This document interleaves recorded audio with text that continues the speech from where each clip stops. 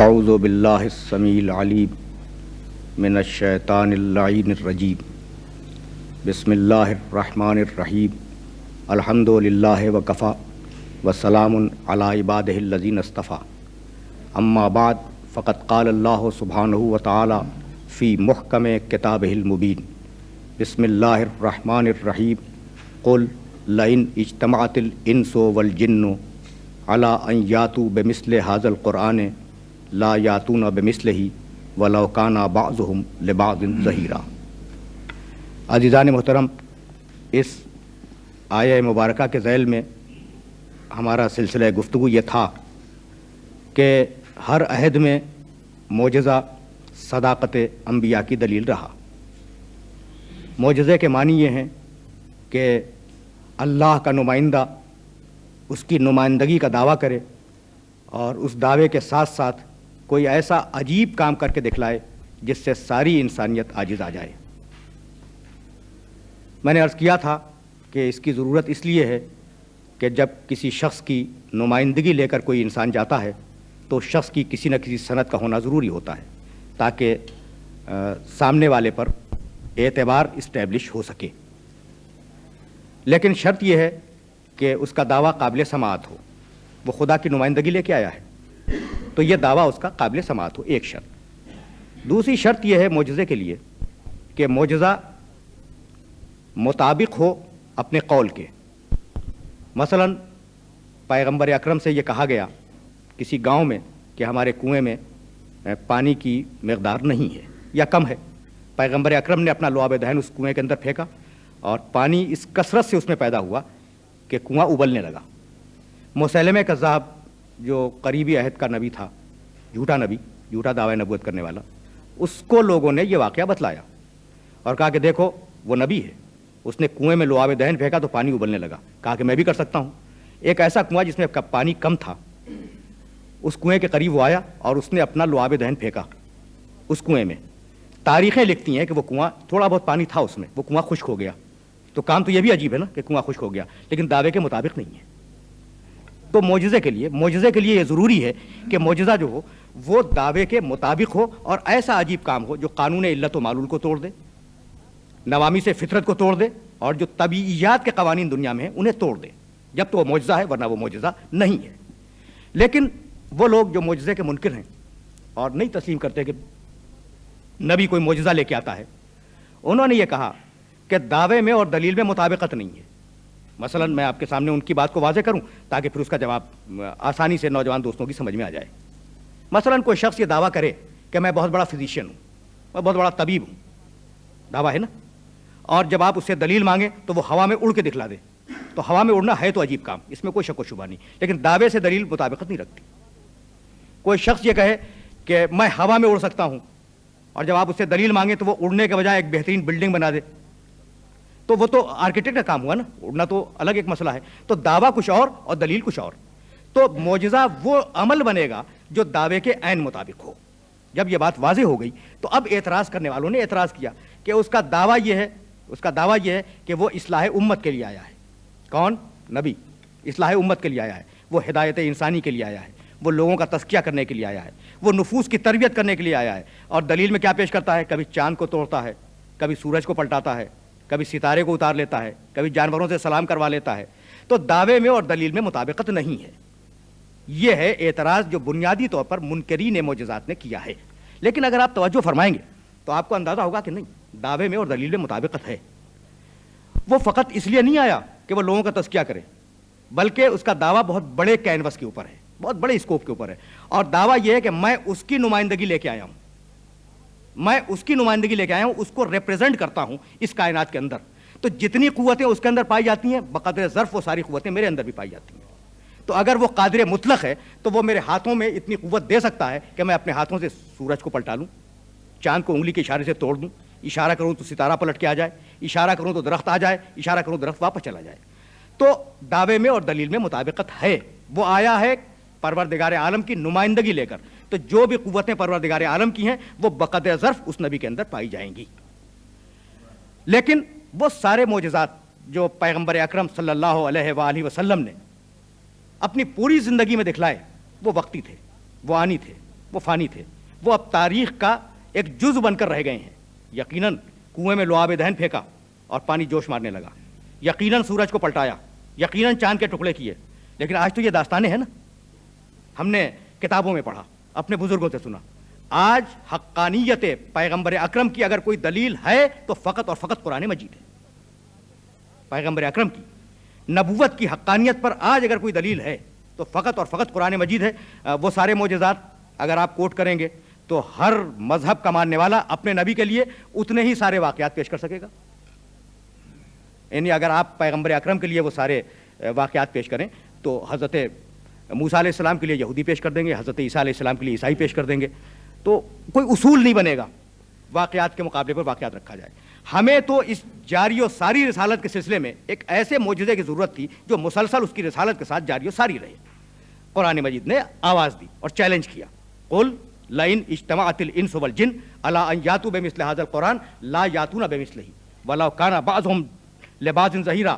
یہ قرآن ہے، ساری انسانیت اور سارے جنات مل کر بھی اس کا جواب لکھنا چاہیں وہ جواب نہیں لکھ سکتے۔ پورے قرآن کے متعلق ہے نا بات کہ یہ کتاب تمہارے سامنے رکھ دی ہے، اس کا جواب لکھو۔ اب کون لکھے اس کا جواب؟ اچھا تو ہم چیلنج کو ریڈیوس کر رہے ہیں، کم کر رہے ہیں۔ آواز دی قل فاتوا بعشر سور مثلہ مفتریات۔ اب تم پوری کتاب کا جواب تو کیا لکھ کے لاؤ گے؟ چلو 10 سوروں کا جواب لکھ کے لاؤ۔ اب تو کوئی آگے بڑھتا کہ بھائی چیلنج جو ہے وہ کچھ کم کیا گیا، ریڈیوس کیا گیا۔ پہلے پوری کتاب کا چیلنج تھا تو اب 10 سوروں کا جواب لاؤ، لیکن پوری انسانیت 10 سوروں کا جواب لانے سے بھی عاجز رہی۔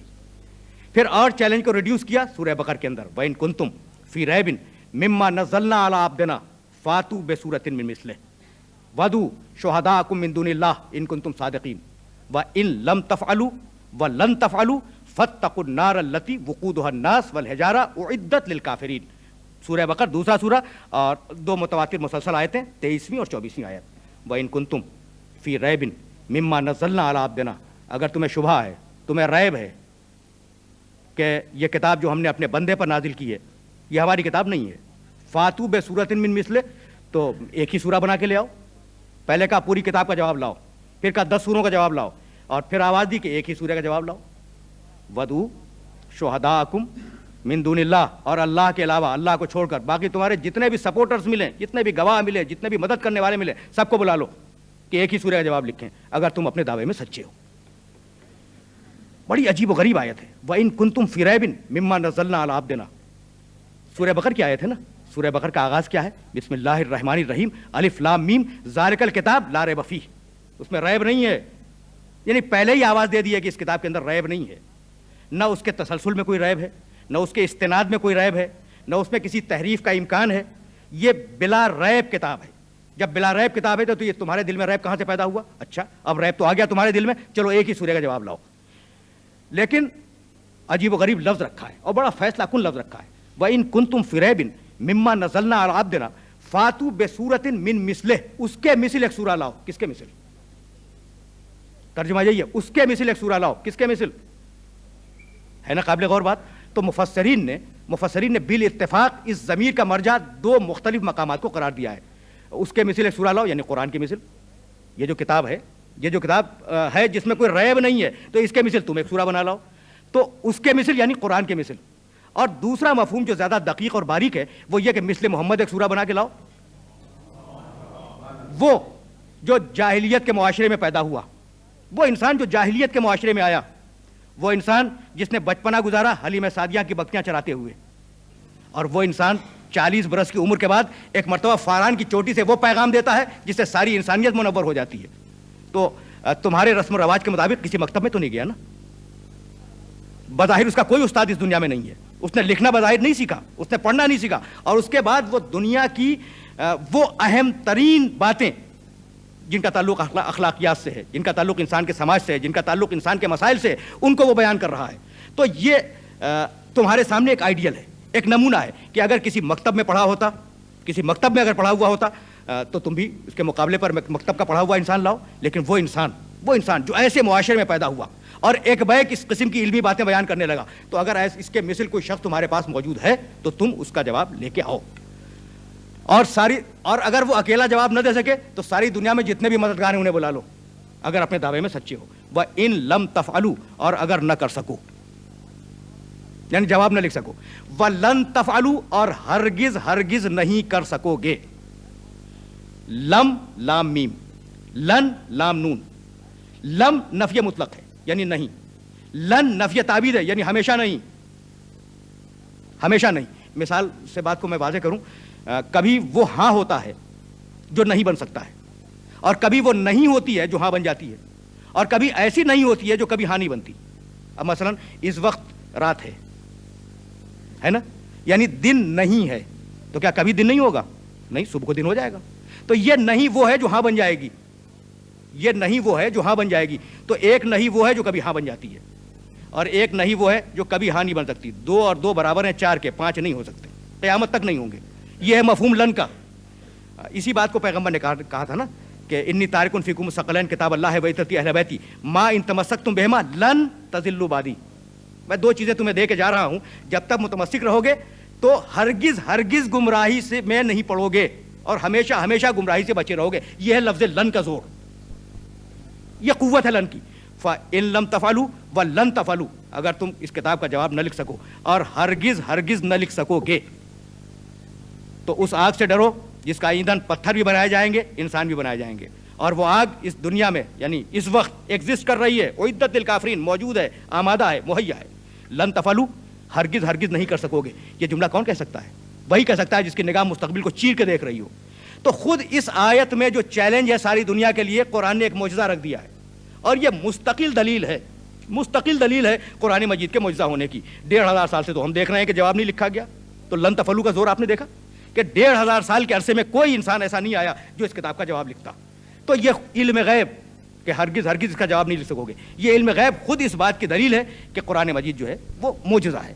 لیکن اس سلسلے میں یہ ذہن انسانی میں پیدا ہو سکتا ہے کہ اس کے معجزہ ہونے کے اینگلز کیا ہیں. سورہ نحل 16واں سورہ قرآن مجید کا. عجیب و غریب بات اس سورے میں پروردگار عالم نے کہی، وَلَقَدْ نَعْلَمُ مِنْهُمْ أَنَّهُمْ يَقُولُونَ إِنَّمَا يُعَلِّمُهُ بَشَرٌ لِسَانُ الَّذِي يُلْحِدُونَ إِلَيْهِ أَعْجَمِيٌّ وَهَذَا لِسَانٌ عَرَبِيٌّ مُبِينٌ. ہم جانتے ہیں انہم یقولون، یہ مشرک عرب کہتے ہیں، ہم جانتے ہیں یہ مشرک عرب کہتے ہیں. کیا کہتے ہیں؟ یعلمہ بشر، کہ اس نبی کو نعوذ باللہ کوئی بشر سکھاتا ہے. لسان الذی یلحدون الیہ اعجمی، وہ جسے سکھانے والا کہہ رہے ہیں نا اس کی زبان عجمی ہے. وہذا لسان عربی مبین، جبکہ یہ قرآن جو ہے کھلی ہوئی عربی زبان کے اندر نازل ہوا ہے. تو ایسا ہے کہ ایک نصرانی تھا جو پرانی مقدس کتابوں کا عالم تھا، اور پیغمبر اکرم سے کچھ شناسائی بھی تھی. لوگوں نے الزام لگایا کہ پیغمبر نعوذ باللہ وہ پیغمبر اکرم کو سکھلاتا ہے، اور پیغمبر اکرم اسے عربی میں ٹرانسلیٹ کر کے لوگوں کے سامنے خدا کا کلام بنا کر پیش کرتے ہیں. بعض لوگوں نے یہ لکھا ہے کہ اس عجمی سے مراد سلمان فارسی ہیں.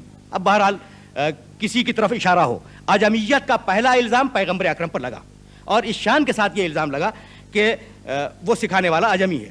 قرآن نے جواب کیا دیا؟ ھذا لسان عربی مبین. بھئی یہ زبان تو عربی ہے جس زبان میں یہ کتاب نازل ہو رہی ہے. بسم اللہ الرحمن الرحیم، حام میم والکتاب المبین انا انزلناہ قرآنا عربیا لعلکم تعقلون. ہم نے اس کتاب کو عربی میں نازل کیا ہے تاکہ تم اس میں عقل سے کام لو، غور سے کام لو، تدبر سے کام لو، فکر سے کام لو. تو یہ عربی پہ اتنا اصرار کیوں ہے؟ سورہ یوسف 12واں سورہ ہے قرآن مجید کا، انا انزلناہ قرآنا عربیا لعلکم تعقلون. ہم نے اس کتاب کو عربی میں قرآن بنا کے نازل کیا ہے تاکہ تم عقل سے کام لو. یہ عربی پہ اتنا اصرار کیوں ہے؟ تو بتلانا یہ تھا کہ تمہارے اندر خطبہ ہیں، تمہارے اندر شعراء ہیں، تمہارے اندر بڑے بڑے ماہرین موجود ہیں، تمہارے اندر بڑے بڑے فصاح اور بلغا موجود ہیں، اور یہ بھی ایک عرب شخص ہے. تو اگر یہ کسی شخص سے سیکھ کر، نعوذ باللہ مفروضے پہ بات ہو رہی ہے، یہ کسی شخص سے سیکھ کر اگر اتنی خوبصورت عربی میں اسے ڈھال کے تمہارے سامنے پیش کر سکتا ہے تو لاؤ اس کے مقابلے پر تم بھی کوئی ایسا انسان جو کسی عجمی سے جا کے سیکھے اور عربی میں آ کے ہمارے سامنے پیش کر دے. تو تم ہرگز نہیں لا سکو گے. اچھا تو پھر راز کیا ہے اس قرآن مجید میں؟ یہ اتنا بڑا چیلنج کر دیا اور ساری انسانیت عاجز ہے، تو اس قرآن مجید میں راز کیا ہے؟ عزیزو، راز ہے اور بہت بڑا راز ہے، اور اسی کی طرف میں آپ کو متوجہ کرنا چاہتا ہوں. اور میں یہ سمجھتا ہوں کہ اگر یہ میسج میرا کنوے ہو گیا تو میری محنت سوارت ہو جائے گی. قرآن کے اعجاز میں راز کیا ہے؟ دیکھیے، قرآن عربی زبان میں نازل ہوا ہے، اور عربی زبان کے انتہائی بلند معیار پہ نازل ہوا. اتنا بلند معیار کہ آج تک ساری انسانیت اس سے عاجز ہے یا نہیں؟ دنیا کی کوئی بھی زبان ہو, دنیا کی کسی بھی زبان کا انسان ہو, اس کی فکر بدلتی ہے زمانے کے ساتھ ساتھ, اس کا لب و لہجہ بدلتا ہے زمانے کے ساتھ ساتھ. میں آپ کے سامنے دور کیوں جائیں, اردو زبان کی ایک مثال پیش کر دوں جب بات واضح ہو سکے گی. دیکھیے, غالب ایک بہت بڑا شاعر ہے ہماری اردو زبان کا. غالب کا ایک بڑا مختصر دیوان ہے جو آج موجود ہے.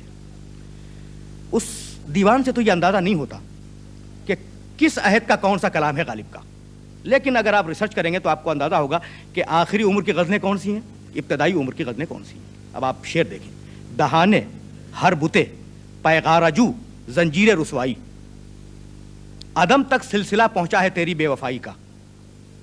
اب آپ توجہ فرمائیں کہ یہ کتنا عجیب و غریب شعر ہے. اس کے معنی کو اگر بیان کیا جائے تو کتنی دیر لگے گی. دہانے ہر بتے پیغارجو زنجیر رسوائی. اب یہ بتے پیغارجو کیا شے ہے؟ یا مثلا غالب نے کہا شمارے صبح مرغوب بتے مشکل پسند آیا, تماشائے بیکف بردن صد دل پسند آیا. اب آیا کا لفظ اگر آپ نکال دیں تو پورا شعر فارسی میں. یہ ایک اسٹائل ہے غالب کا جو ابتدائی جوانی کے عہد کا ہے. اور غالب جب بڑھاپے کے عہد میں داخل ہوئے تو فرماتے ہیں کہ ہاں بھلا کر تیرا بھلا ہوگا, اور درویش کی صدا کیا ہے. دیکھیے کتنا آسان کر دیا. ابن مریم ہوا کرے کوئی, میرے دکھ کی دوا کرے کوئی. زبان بدل گئی یا نہیں بدل گئی؟ تو ہر انسان کے ساتھ یہ بات وابستہ ہے کہ جیسے جیسے اس کی عمر بڑھتی ہے, جیسے جیسے اس کے تجربات بڑھتے ہیں, جیسے جیسے اس کی فکر میں وسعت پیدا ہوتی ہے, زبان بھی بدلتی ہے اور فکر بھی بدلتی ہے. یہ کتاب جو 23.5 سال کے عرصے میں نازل ہوئی ہے, اس کی پہلی آیت بسم اللہ الرحمن الرحیم اقرأ باسم ربک الذی خلق, اور ایک قول کے مطابق آخری آیت الیوم اکملت لکم دینکم واتممت علیکم نعمتی ورضیت لکم الاسلام دینا. نہ فکر بدلی نہ زبان میں کوئی تبدیلی پیدا ہو. یہ ہے کمال کہ اگر انسان کا کلام ہوتا تو کہیں نہ کہیں فکر میں کوئی تبدیلی پیدا ہوتی, کہیں نہ کہیں زبان کے اندر کوئی تبدیلی پیدا ہوتی. تو اس کتاب کا کمال کیا ہے؟ کیا فقط فصاحت و بلاغت کمال ہے؟ نہیں. اب ذرا سا سطح فکر کو بلند کیا جائے. اس کتاب کا کمال یہ ہے کہ چیلنج کیا کہ کتاب کا جواب لاؤ. عربی زبان میں ہے نا کتاب عربی زبان میں ہے. تو وہ لوگ جن کی مدر ٹنگ عربی نہیں ہے, مادری زبان عربی نہیں ہے, وہ خود بخود خارج ہو گئے اس چیلنج سے. وہ کیسے لکھیں لیکن ان کی مادری زبان عربی نہیں ہے. اچھا تو اب عرب بچے, وہ لکھیں جواب اس کتاب کا.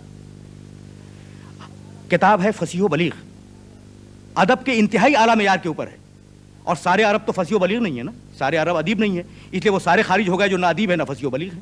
اب بچے ادبا, ادیب بچا, اور ادیب کو یہ حق ہے کہ وہ کتاب کا جواب لکھے.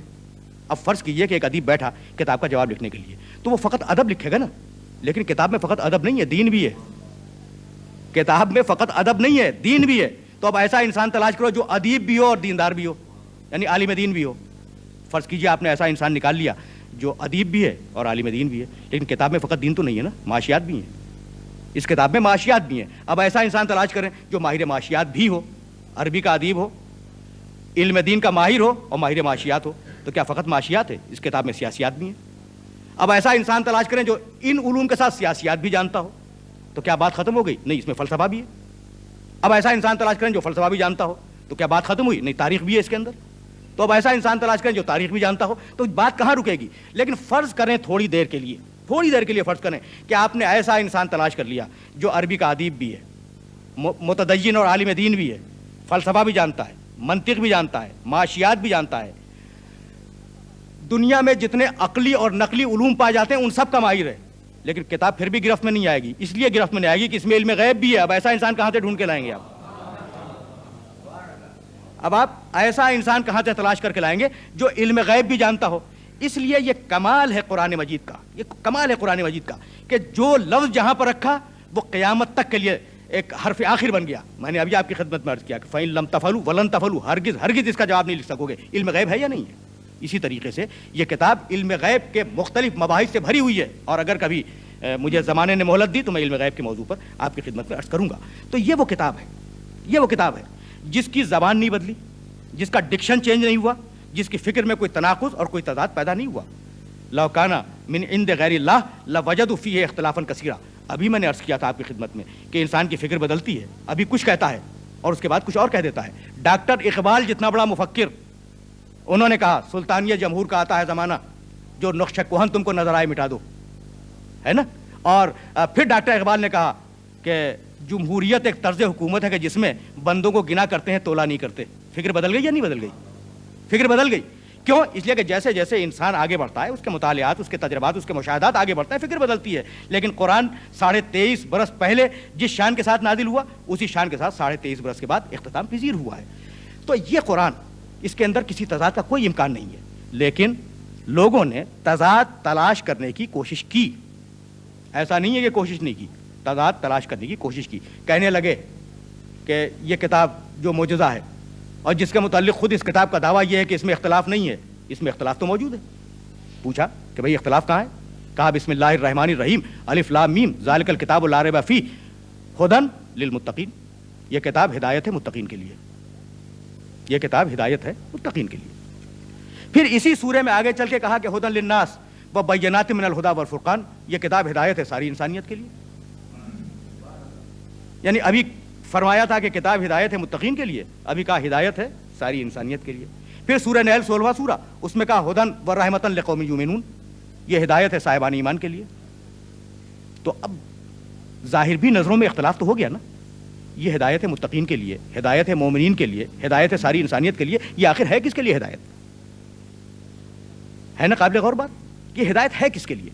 تو عزیزان محترم، خدا کی قسم قرآن مجید میں اختلاف نہیں ہے. اور اگر اختلاف پیدا ہو جائے تو اس کا مطلب یہ ہے کہ یہ اللہ کی کتاب نہیں ہے، یہ انسانی ذہن کی بنائی ہوئی ہے. ذرا غور تو فرمائیے کہ قرآن مجید نے کہا کیا. یہ کتاب ھدی للناس، ہدایت ہے انسانیت کے لیے. ایک ٹکڑا ہو گیا نا. دوسرا جز ھدی للمتقین، یہ کتاب ہدایت ہے صاحبان تقوی کے لیے. تیسرا ٹکڑا، یہ کتاب ہدایت ہے ھدی ورحمۃ لقوم یؤمنون، ہدایت ہے صاحبان ایمان کے لیے. انسان کے لیے ہدایت، صاحبان ایمان کے لیے ہدایت، متقین کے لیے ہدایت.